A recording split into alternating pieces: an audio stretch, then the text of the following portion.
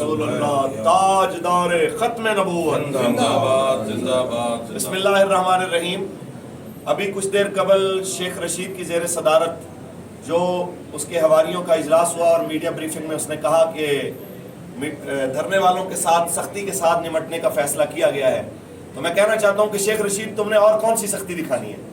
1.5 درجن سے زیادہ رسول اللہ کے غلاموں کو تم نے سیدھی گولیاں مار کے شہید کروایا، تم نے سینکڑوں رسول اللہ کے غلاموں کو سیدھی گولیاں مار کے زخمی کروایا، تم نے ہزاروں غلامان مصطفیٰ کو جیلوں میں بند کیا، اب بھی لاکھوں مسلمان خیبر سے لے کے کراچی تک روڈوں پہ ہیں، تم نے اگر ایک جگہ سے دھرنا اٹھوایا تو اس کی جگہ پہ 15 دھرنے اور جگہوں پہ لگ گئے ہیں۔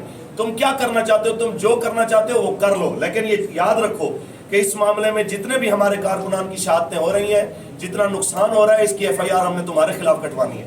اور شاید یہ قوم سانحہ لال مسجد کو بھول جائے، لیکن اس سانحے کو کبھی نہیں بھولے گی، نہ یہ خون ہم بھولنے دیں گے۔ یہ سارا خون، یہ سارا ظلم تمہاری گردن پہ ہوگا۔ اور یہ یاد رکھنا، جب تک فرانسیسی سفیر یہاں سے نہیں نکلتا، ہم رسول اللہ کی عزت و ناموس پہ پہرا دینے کے لیے بیٹھے ہیں۔ جب تک قبلہ امیر محترم سعد حسین رضوی صاحب نہیں آتے، اس وقت تک ہم یہاں پہ بیٹھے ہیں۔ اور یہ یاد رکھنا، ہم آخری کارکن تک، آخری رکن شورا تک، آخری ذمہ دار تک رسول اللہ کی عزت پہ پہرا دیں گے، اور جو قبلہ بابا جی سے ہم نے وعدہ کیا تھا انشاءاللہ وہ وعدہ نبھائیں گے۔ لبیک لبیک لبیک یا رسول اللہ، لبیک لبیک لبیک یا رسول اللہ۔ اور ایک پیغام یہ بھی کہ اگر سروس بند ہو جائے تو آپ کی ذمہ داری ہے کہ آپ پہلے سے زیادہ منظم ہو کے، پہلے سے زیادہ پاور کے ساتھ روڈوں کے اوپر بیٹھیں، تاکہ پتہ چلے کہ یہ مسئلہ صرف تحریک لبیک یا رسول اللہ کا نہیں، یہ رسول اللہ کا کلمہ پڑھنے والے ہر غلام کا ہے۔ انشاءاللہ العزیز فتح حق کی ہوگی۔